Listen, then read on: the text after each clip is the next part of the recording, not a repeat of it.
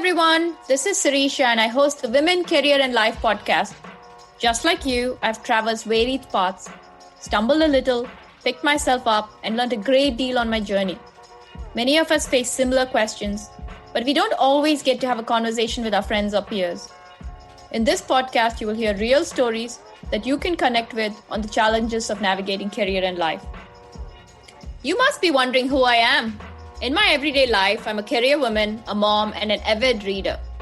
I'm also a road tripper, amateur gardener, and even a fashionista on some days.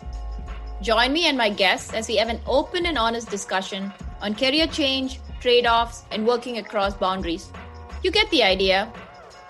It's a perspective you simply may not hear anywhere else. I have the perfect snack for you to grab on the go or when you have the chocolate craving in the night.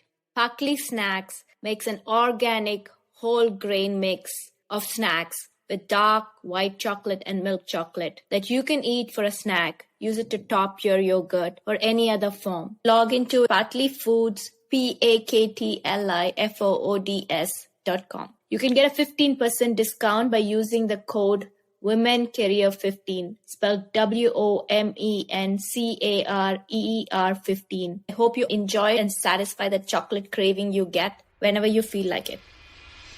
Hello, everyone. Thank you for being here today. I have two amazing women who are joined me for this podcast interview. I have Jennifer Kiehl Bartkowski and Elina Dickens, both of them involved with the Girl Scouts. Jennifer is the CEO of the North Texas Girl Scouts Association. She's been very powerful in the nonprofit sector. She's had an amazing career. She started out working with the American Lung Association. She's worked with United Way and a very long stint at the Girl Scouts. She established the STEM Center for Girl Scouts as well, so that it gives access and flexibility for a lot of young girls to see what they can do in the STEM field, because that is a space that there's little representation from women, especially as they go into leadership roles.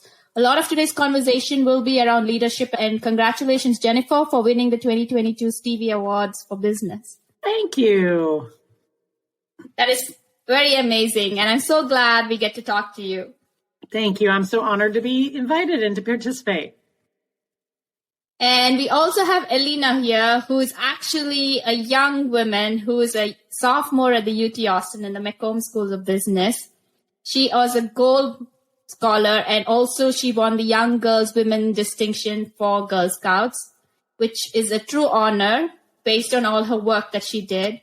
And I think the part that I'm looking for is this sort of energy that's going to happen in today's conversation from two different perspectives, and as talks about her Girl Scout journey and what she looks at beyond in the future. She's also been a leader in her own way, because she's helped establish this mayor unity in her own town for having conversations across diverse backgrounds. And what I found interesting is you did this traffic teen talk, which I thought was cool.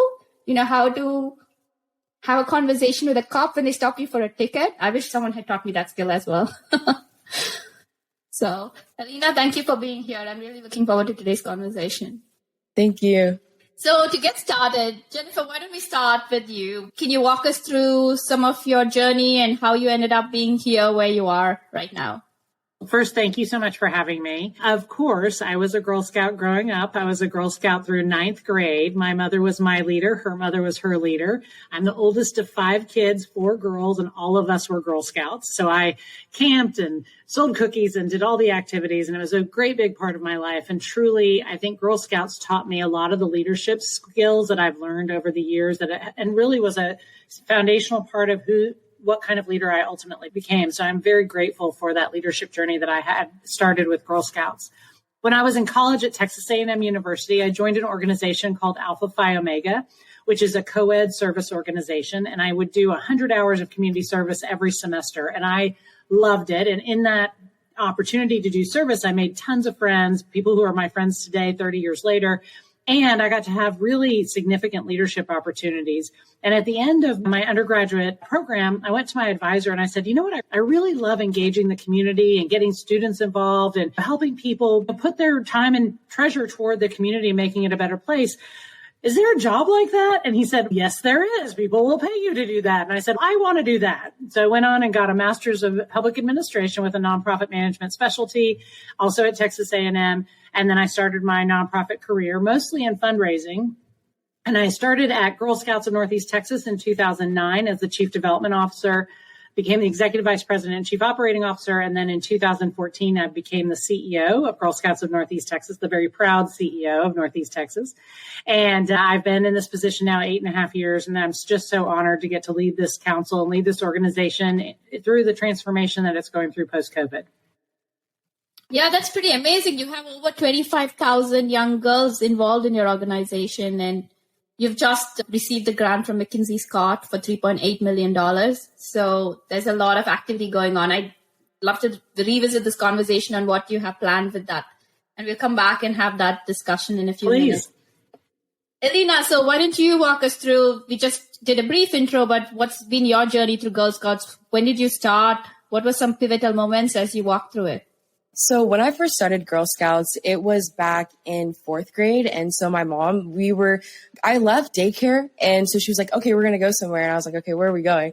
And so then I come to this church. And so basically it's all like my family friends and people that I've known for a while in the room. And so I was like, Mom, what is this? And she was like, oh, it's Girl Scouts. And I was like, Girl Scouts? And I was like really excited because I always told my mom that I wanted to get involved with something. And at the time, all my family friends were in it. And I was like, I feel like I need to be in it. You know what I mean? Just do what everyone else is doing. And so at first, when you hear Girl Scouts, you think it's, oh, okay, like you just sell cookies. But then it's, once you're in it for a while, you really understand what Girl Scouts holds. It's like really a ticket for not only meeting diverse girls, but being a part of camps, but it's also about like professional development, networking, jobs, things that you can't really get that exposure, I would say, in every other org, because Girl Scouts like specifically gave great opportunities. For example, the Michelle Obama conference. We had a bunch of networking with Erickson after the Young Women of Distinction events. We had a STEM workshop at the Girl Scouts. It was one of their buildings, and it was like a computer tactical workshop. So it's just little things like that you learn at such a young age that can carry on so far. And so from there, like little professional workshops, then it came into your bronze award, then it became like your silver award, and then your gold award, and so forth. So it's as you are building these professional qualities, you're also learning leadership through these workshops, through the camps, and then through these awards that you're doing. As it is the motto, you sell cookies and you learn things through there. It's also about taking it to the next level in the professional realm as well. That's pretty amazing. I didn't realize there was such a breadth to Girl Scouts. It's interesting. Even in the corporate world, I don't think there is such a structure for people to grow and give them support and show them the path forward, and also visibility, right? That there are other people that look like you and talk like you and have going through the same experience. And I know you said in college that there's a lot of diversity because you're outside your bubble from high school, but I'm sure Girl Scouts going to these conferences also gave you some flavor of that because you saw so much of it. And just the access for professional development, STEM and everything, you know, how to talk. I think it's quite unique that as a freshman, you did an internship for Deloitte. I think that's amazing because I recruit and I work in corporate, and I don't know how many companies actually have freshmen join them. So that in itself, I think speaks to the skills and the confidence you've built over the years. And the Girl Scouts motto is character, confidence, and courage, which I think is embodied in both of you because both of you have grown through that chain over the years.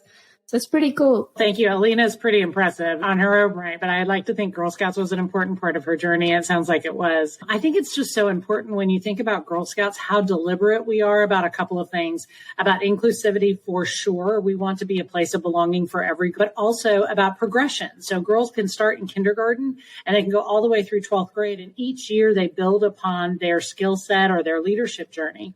And honestly, it is the largest leadership pipeline for female leaders in the world. There's over 1 million Girl Scouts in the country. And these girls are going through a 12-year leadership training program is really what they are. So when a girl like Elina gets her gold award and graduates from high school, she is ready. I imagine that Deloitte probably saw her resume and said, gold award Girl Scout, this girl already proved herself. We're not even taking a risk in hiring her for this internship. And that's our goal is no matter how long our girls stay in Girl Scouting, we want to have them to have that very deliberate focus on inclusivity, on progression, on confidence building, on leadership, so that when they leave Girl Scouts, they do have that courage, confidence, and character that they need to go be the very best version of themselves. Absolutely. And it's so well said. Elina, why don't you walk us through what you did to win the distinction award? Like what sort of project? And give some visibility, because I know there was a lot of coding and other things as well. So please. Yes. So like walking through the project. So first I started off, I think it was my sophomore year. I was like, okay, what do I want to do? So when I was like looking at different options, I knew that in Texas, there was a ratio between the amount of ESL learners and the amount of teachers. So the problem was you had a lot of ESL learners, but you didn't have a lot of teachers. And so what happened was that they weren't getting that one-on-one time that they needed. And so I decided to basically make a format, just a program that allowed for ESL learners to get that more one-on-one time. So my team and I, we paired with an ESL organization. And so we came in weekly and we would go in and just teach them format and give them that more one-on-one time, whether that was like flashcards, whether it was incorporating games, whether that was just like doing like more just conversations, just little things like that. That's nice because it brings in community, tech, and just teamwork together to solve a problem that's quite large, and it's a scalable solution in some ways, what you've done, that you could scale it out to a lot of people to have that impact. So congratulations again. Thank you. Jennifer, you've been in leadership in the nonprofit sector, obviously a very impressive career. What do you see as the way for women to grow into these leadership roles? What do you see as the biggest challenge that they have, and what makes them unique? What is that unique perspective they bring? I think women definitely, the diversity of women brings a lot to the workforce. 50%, 51%, some say, of the population is female. We desperately need women to be around the table in leadership and in design and in engineering so that whatever products we're developing, whatever solutions we're seeking, work for all people, not just for men, but work for all people. And they bring a diverse perspective. They bring compassion and empathy. They often bring very strong problem-solving skills, resourcefulness, and so much more. I have had a long career in the nonprofit sector, and I think the thing that has really worked the most for me, and it's advice I got when I became CEO at the Girl Scouts, is I need to be the very best version of myself. I don't do anybody any good if I'm trying to be the very best Elina Dickens or the very best whoever, because I can't be anyone but myself. And so I need to work hard to be the very best version of myself and to really understand my own strengths and build those up, and where I might have gaps, filling those gaps. One of the things I know holds women back, and it's held me back too, is that idea of imposter syndrome, this idea that you have to be perfect to succeed and to not have enough confidence in who you are in this moment to go for it. All the research shows that men will apply for a job regardless of what their background is. Women wait until they have every single skill set that it asks for before they apply.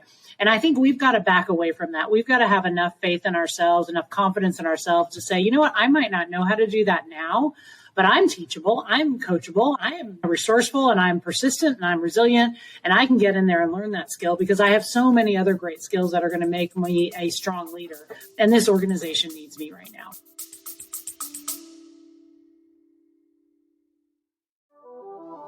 Don't forget to subscribe to my Substack newsletter. The links are in the show notes. If you're looking to partner with me for keynote speaking on women leadership, financial independence, or graduate school and beyond, check out my website and reach out to me. Stay tuned in and listen to the rest of the podcast. Thanks for listening. The thing that stood out from what you said is not only having the skills to do what we need to do. I had two of my managers, when I got promoted, make this comment to me. I knew who I was replacing. They said, we don't need you to do the job like they did it. We hired you to do it the way you are going to do it. And I thought that was very well said, because when you're entering into a role, especially if you're within the same organization getting promoted and old peers and bosses, it's hard not to transform and follow the same line. And the other part is I had the boss whose role I took also come in and say, do whatever you want. Gave me the freedom to make choices. So bringing your own skill set, your unique perspective is very important, because you can learn the skills, like you said. And also the other part is sometimes you can hand some stuff off to others who are much more capable to give them the opportunity to be visible and get their own forum to grow their own career. So there's so many ways this can be done. And I think just taking risks, jumping ahead, jumping forward to move forward, I think needs to be done, because there is organizational challenges. Don't get me wrong. There's a lot that organizations and structure and society as such we need to do. But there's some of the stuff that we hold ourselves back and we self-limit ourselves, and you just need to gain that confidence to go and try. Yeah, and I have a great story of when I became CEO. I became CEO as the succession plan for the former CEO, and the former CEO was tall and beautiful and wore these beautiful clothes. And she was a great public speaker. And there were so many great things about her. And I became the CEO when she resigned. And I remember thinking, oh my gosh, she has such big shoes to fill. I don't know if I'm not wearing the right clothes. I'm not sure I've got the right look. I'm not sure I can speak in public like she does, although I'm a great public speaker. I don't know why I thought that. And that's when I got the advice that this woman gave me, which was be the very best Jennifer Bartkowski you can be. Nobody needs you to be a version of that person. And it turned out as I settled into the job and saw what kind of problems and challenges and opportunities were ahead of me, the organization actually did need my special skill set. And it took me about a year to 18 months to go, oh, I get it. Yeah, that's what exactly they need. And you're absolutely right. I'm not great at everything. There are certainly things I'm not good at. And I have learned to delegate a lot of those things to my team. And some of those team members are excellent at those things. And it's a development opportunity for them and allows me to focus on the things that I do best. Being perfect, being good at everything is not possible. So that should be scrapped immediately and go find your sweet spot, your thing that you do really well, and build that up, elevate that, and find others to support you in the areas that maybe you don't like or you may be not quite as skilled at. Elina, for you, what is your takeaway, advice when you're looking at corporate or transitioning through school that's really working well? So in terms of advice that I feel like would help, that has helped me now and has also helped me in the future, is really planning and organizing and setting goals. Like, what do you want to achieve now? And potentially, what do you want to achieve later? And you know how you can always have that goal set in your head and you say, okay, I want to do this, I want to do that, but it's really writing it out. That's why I have a board in the back and I write my goals out there and I look at it every day. And I also have a paper from this organization and it's just setting out everything that you want to do, because for me personally, I realized that once I write it down, it does come to fruition. It may take a little while, but it gets there. And then also in terms of advice, just really trying to meet and connect with as many people as you can, because I've heard so many times that connections take you farther than just your grades on a piece of paper or skills that you may be great at. Because from what I've heard and seen is that whenever you connect with people, and in Girl Scouts, I met you guys, and that's going to take me farther. When I've met people through college, also for working that internship, it was purely also just connections, knowing people too. And so what I've realized is that really using the resources that I have here, as well as just connecting, is also going to take me further down the road. It's all about the network. Yes, it is. It is.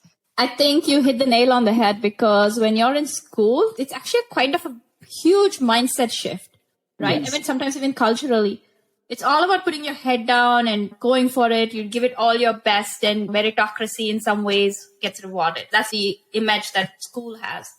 Not that that is not important. You have to give the best, like Jennifer said. But what we forget is the real world is completely different. Meritocracy is one small portion of it. Sometimes it can have a very tiny effect because it's the connections and the network that the meritocracy will help you leverage to build, to find opportunities to do other things as well. Yes. Oh, yes. On top of that, the last thing I did want to add is also just being yourself. I know, just trying to be your most authentic self, because I know in college it can sometimes be intimidating, when you're interviewing for something or you're trying to get something, and say that you don't have any networks or connections, right? But you really want this opportunity. It's really presenting who you are and the things that you've done in the past to prove that you're qualified to do this position, or prove that you're qualified to pursue this. Because I know there are a lot of people that they're nervous about, I have to act this way, I have to talk a certain way, I have to sound like a robot. And that's not true at all. Because for anything that I've basically done, I learned that just relaxing and just pretending they're my friend, that I've been talking to them forever, and just being really lax, I feel is also a big, must in just college and in the future. Yeah. I love that Elina said that, because again, it goes back to the advice I've gotten and to the core and the mission of Girl Scouts. And we want every girl to feel like she belongs at Girl Scouts. And part of belonging is feeling like you can be the core of who you are and that you're welcome as you are.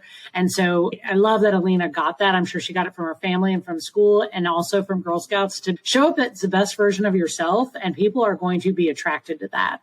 And I hope that many girls get to see that and get to hear Elina say that, because I think there's so much, particularly with social media these days, it's a comparison culture, right? We're comparing ourselves to other people.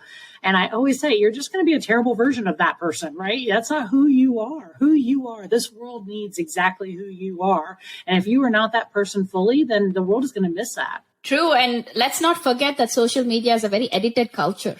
Yeah. You can make it look the way you want it to look if you edit it enough. So social media looks very happy. Yeah. That's just a sliver of time rather than reality itself in some ways. So yeah, just keeping that in mind. And because your lived experiences, everything that you bring, your skill set is what makes you unique. When you're talking about diversity and culture in workplaces, or we were talking about women in leadership, right? You're saying being resourceful, being organized, being empathetic. There's so many skills that you bring. All of those are what make you be able to be successful. Like you described how your skill set after a year and a half as CEO has been quite distinctly different from your previous CEO, because that's what the organization needed. So you never know. And I think it's quite hard to articulate what an organization always needs, because you may find the problem statement in work as you're working through it and realize that maybe it needs to be rewritten. Yeah. Without question, I'll give you a very good example of that. Pre-COVID and post-COVID, Girl Scouts of Northeast Texas has needed dramatically different leadership. Pre-COVID, we were on a roll. Things were really positive. We were serving 26,000 Girl Scouts. All the things were going in a direction that we wanted it to go. Then COVID hit, like for many other organizations, and it was a complete stop. And everything turned upside down overnight. And we had to come up with virtual programming and close our camps and start figuring out other financial resources to help support us. And then we had the racial strife and the division of our country, and all those things hit at once, the uncertainty of the world. And now we're having the uncertainty of war in the Ukraine and uncertainty of the recession. What our organization needed before COVID and what we need now is very different. Now is a very uncertain, scary time. And our employees, quite honestly, and our girls are tired. They're recognizing their mental health challenges and how stretched and strained they are. We're in a time of great uncertainty. What happens for this organization day after day is not clear.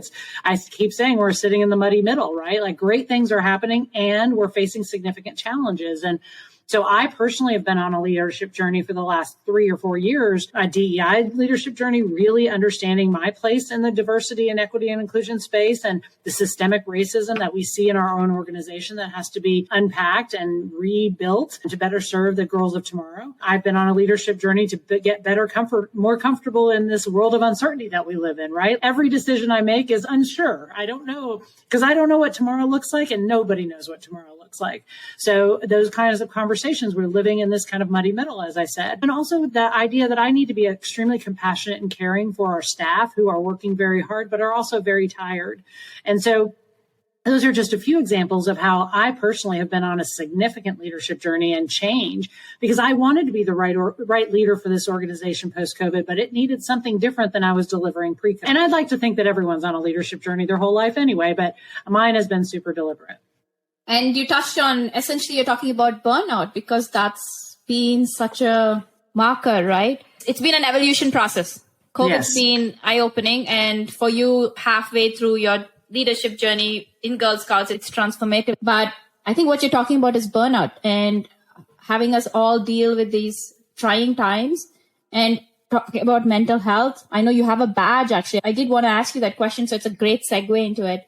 Can you talk to me about what this badge on mental health is? And I'm glad you're advocating and talking about it in the open and having open discussions when you're talking about like systemic racism and dealing with it as an organization and making sure that it filters down to everybody, because the whole point of Girl Scouts and any other organization, right? No matter whether you're running a corporate organization or you're running your small 3-member team or you're working individually, is about equity, about diversity, about understanding that everyone feels that they're included, that they're heard, and that they're not excluded, because they have unique experiences, they have unique challenges that need to be addressed. So can you touch a little bit on the mental health badge and other aspects that are tied off into these?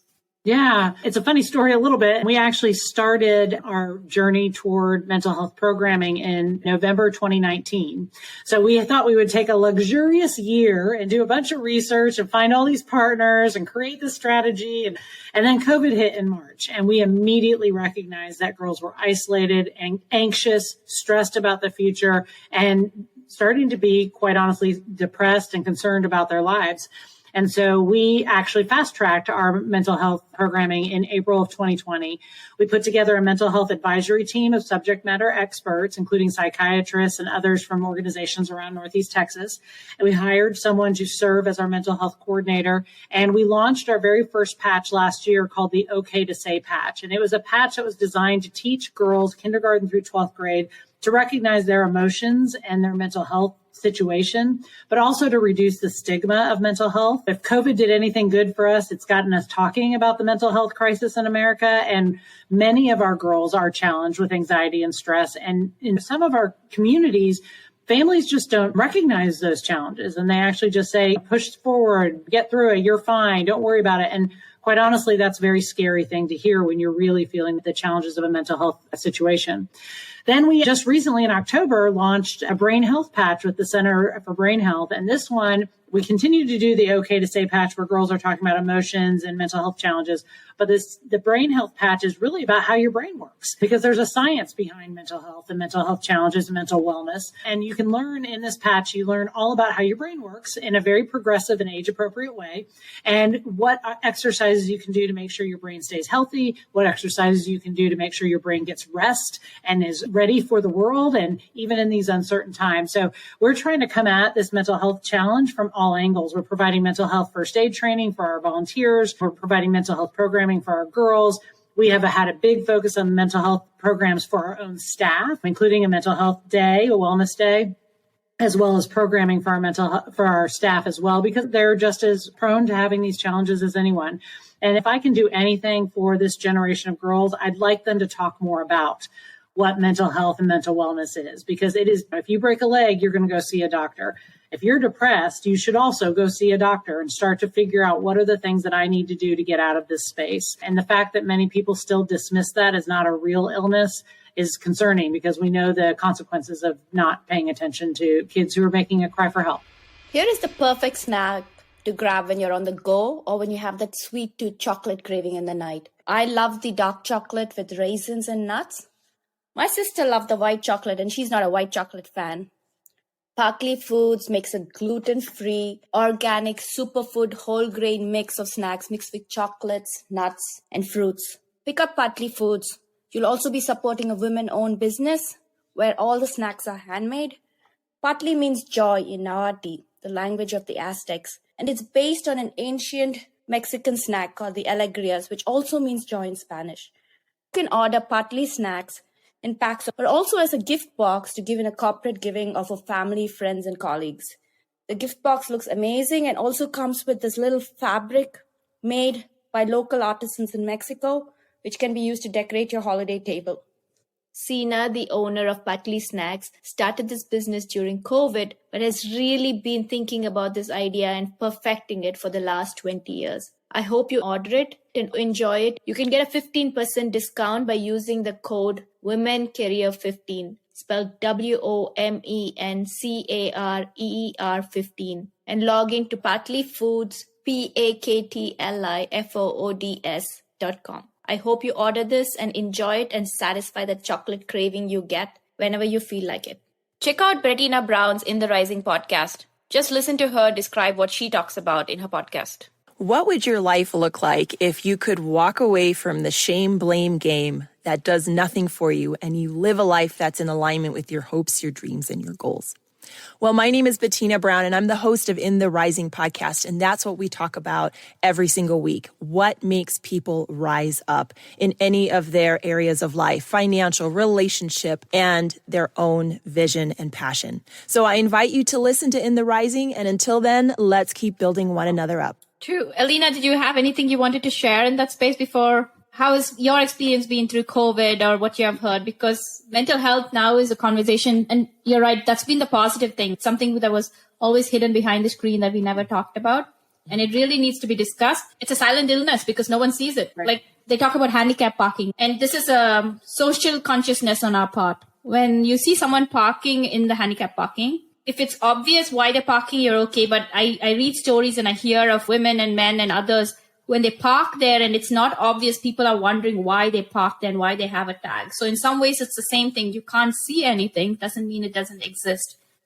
What has been your experience, or are you having conversations with your own peers or with family around mental health, or just COVID was a trying time? Being a teenager in high school was isolating in so many ways when you want to be social and go for graduation with your friends, and you couldn't do any of that. Yeah.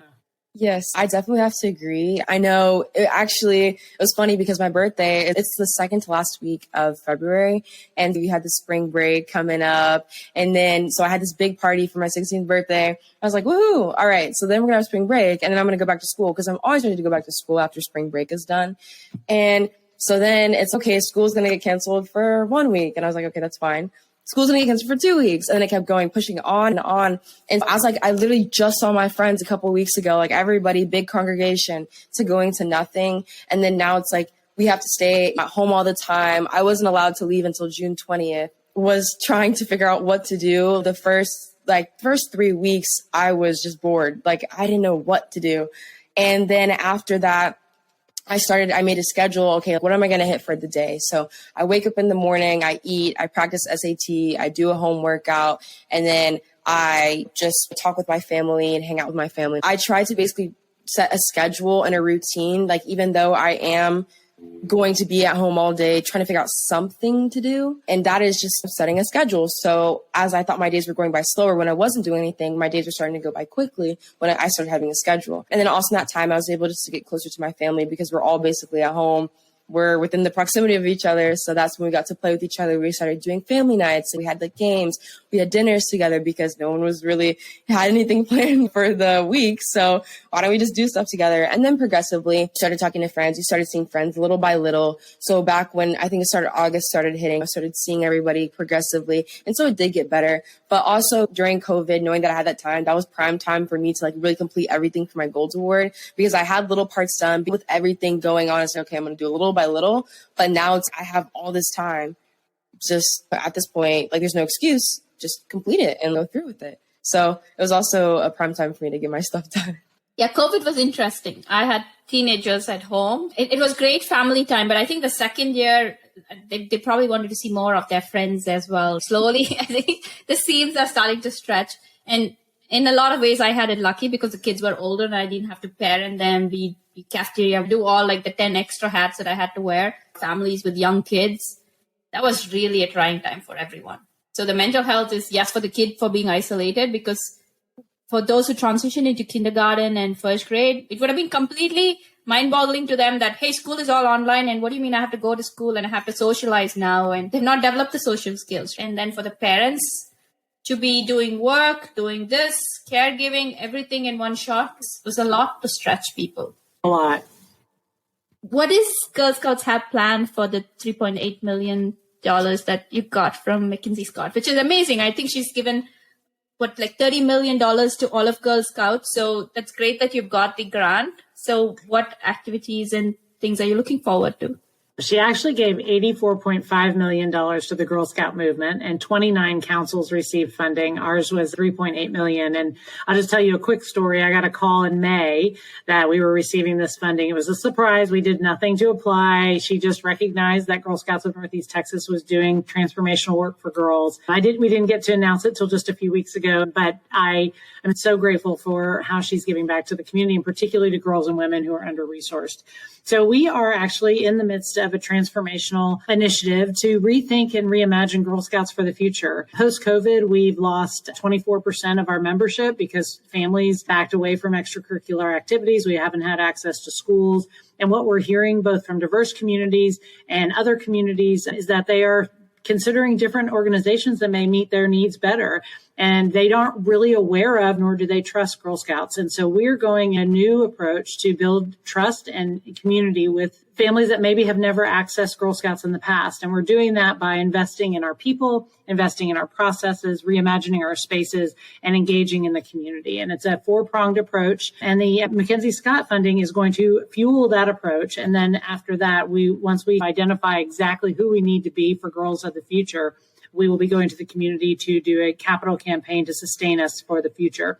But we believe we're the most important organization for girls today, particularly now that girls are lacking the social and emotional skills that they didn't get during COVID. When I think about Girl Scouts, I think when a girl is born, she's going to go to school. She'll have a community or a place of worship, and she's going to have a family that's going to support her. In most cases, hopefully she'll have those 3 legs of a stool.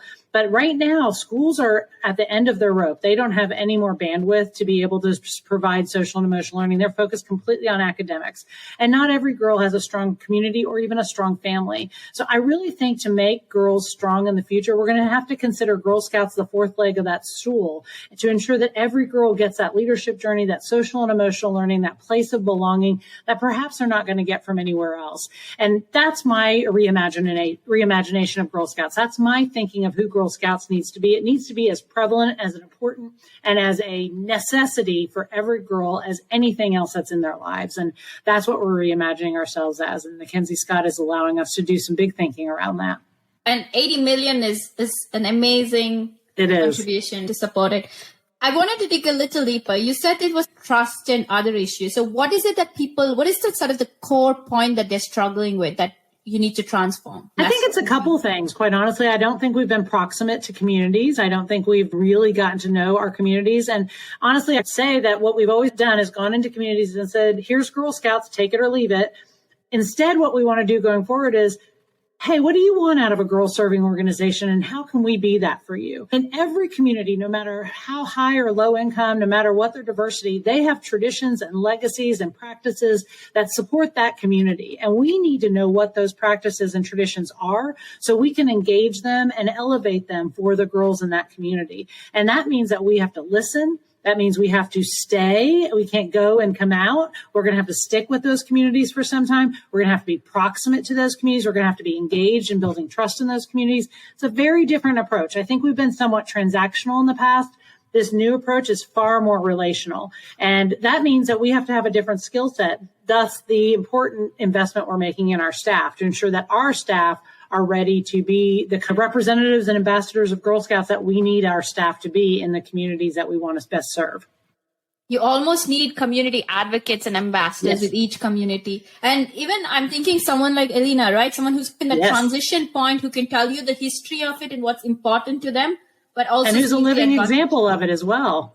Yes, exactly. Because you're right. Every place has its traditions, and trust is something very hard earned, but easy to lose. So it takes a lot of investment to be very careful on how you choose to communicate, what message you're communicating in. It's an investment in time and money, right? It's not something that's going to happen overnight. I told my board, I said, we want to serve more girls in this community, but it's not going to happen tomorrow. It's going to happen in 3 or 4 years, or maybe even longer. And that's okay. We have to build the infrastructure to be the kind of organization we know girls need us to be. We need to be the best version of ourselves, just like each of us individually are trying to be the best versions of ourselves. Girl Scouts of Northeast Texas is on its own journey to be the best version of itself. And how do you choose to pick which communities? Because you can't obviously hit everybody. So what sort of criteria would you look at when you are picking these communities to engage in? We're already engaged in a number of communities. We're partnering with Bachman Lake, and that's a Hispanic community with which we've been partnering for some time, but also we've been engaging the Hispanic community, both leaders on our board and on committees, but also grassroots in the communities, and really understanding that culture. A lot of those communities, the Hispanic community tells us they love the morals and values and characteristics of Girl Scouts. They just don't know much about us, quite honestly. Mom wasn't a Girl Scout. They don't really know our traditions and legacies. So it's an opportunity for us to go in and really engage them. So we're excited about partnering there. In addition, Elina mentioned our STEM Center of Excellence. It's down it's in the city of Dallas, but right near Duncanville, Texas. And it's 92 acres. It's about a $15 million investment we made in that camp. and it is a 21st century living laboratory for girls. And it's open to all girls in Northeast Texas, but we have an opportunity to really build relationships down in the Southern Dallas area around the STEM Center of Excellence, where those girls have access to a really unique asset that can help them identify what kind of career they may want to have. And this is a community that has many jobs going unfilled in STEM, and STEM are the highest paying jobs there are. And if we want to break the cycle of poverty in this community, regardless of demographic, we need to get more girls access to those jobs in STEM. And you said it at the beginning, women are still underrepresented in STEM careers. We think we can change the workforce pipeline. So I think we partner with our Hispanic community, starting with Bachman Lake, find out what we really need to do to build trust there. And then in the communities surrounding our STEM Center of Excellence in Southern Dallas, I think those are two good places for us to start. Totally. And the opportunities is also beyond that. A lot of communities do not have people who have gone through college or first generation college. And just for them to understand what it means, I think you hit the nail on the head when you said they don't know what Girl Scouts means. Even to me, my limited knowledge is I grew up in India. So what I remember when I was like a kid in elementary school, so it's very different on what the scope is, and you're continuously evolving yourself. So in some ways, it's about visibility. You have to market yourself, even though you're a service organization. You have to tell people what you have to give them. And the opportunity is you are working the pipeline downstream, meaning the people and the communities, but you have an opportunity to now work the pipeline upstream with corporations, not only to support, but giving these girls opportunities to do potentially internships or have STEM camps or get access to people in engineering fields. So they see other women representatives that they can look up to. And preferably, if you have access to similar communities, someone who's grown up in that and who's been extremely successful, I think when they see that kind of opens your eyes. Yeah. The picture changes in your mind saying, okay, I can do this. Yeah. Very nice. This should be a pretty transformational journey. And you've been pretty honest and open about trust being an issue. That takes a lot of, I guess, in a way, trust to say that even in a sudden open forum. So you've highlighted what the challenges are, and probably a lot of organizations are going through similar challenges. Post-COVID has been very hard to engage, even inside corporations and communities, because you've had quite a significant portion of the workforce come on board during COVID. So you haven't built those physical connections. Back to work, I would look around and sometimes I wouldn't recognize a quarter to half the people because so many of them had come on board when I was working from home, and you don't always have a video call. So you don't meet everybody. And so you have to make that human connection to what Elina said. You have to go back and make those connections again and understand that's the glue that holds us all together. Yep. So this is a question I ask everyone as we wrap up this interview. Jennifer, I'll start with you. And I think I might change the question a little bit for Elina. What is the advice you would give your 21-year-old self? Trust in yourself. You are who you need to be, and just build on that. Excellent. And it goes back to being your authentic self. Elina, I think 21 probably is not the right question for you. Oh, I'm going to have to think this. Okay, what advice would you give your 16-year-old self? Because that was at a pivotal time as COVID came, but it doesn't have to be COVID related. I think advice I would give to my 16-year-old self is really truly being yourself. I feel when you're in high school, I guess from the high school I was a part of, sometimes you felt like you couldn't be like your most authentic self. And so it's always, you just act like someone that maybe like you're not all the time. And it just didn't really feel like right. And, I went over COVID and stuff like that. That was the time when I really had time to just like self-reflect on myself and what do I want going forward in my life. So something that I would just go back is just really being confident in yourself and just trying to be the most authentic version. Lovely. I think both of you echoed similar thoughts. And what is the one word you would use to describe yourself? I'd probably say authentic. I would probably say inquisitive. Very cool. For everyone who's listening, I think we've touched on different aspects. If you're part of Girl Scouts, we would love to hear your story. If you're from Northeast Texas or wherever in the world, what the impact has, what it's given for you, and what you think there's opportunity for Girl Scouts to expound on, because they're, as Jennifer said, they're transforming themselves. So I'm sure they would love feedback from other aspects as well. And I would love to hear your stories. Also, we really touched upon goal setting. Elina struck me as someone super organized. I find that quite amazing. She's obviously super organized, which is cool, and has set goals and has almost like a vision board in front of her on how to achieve that. But some of the key takeaways are investing in yourself, both mentally and physically in a way, because we're talking about mental health and making space for yourself and for your community.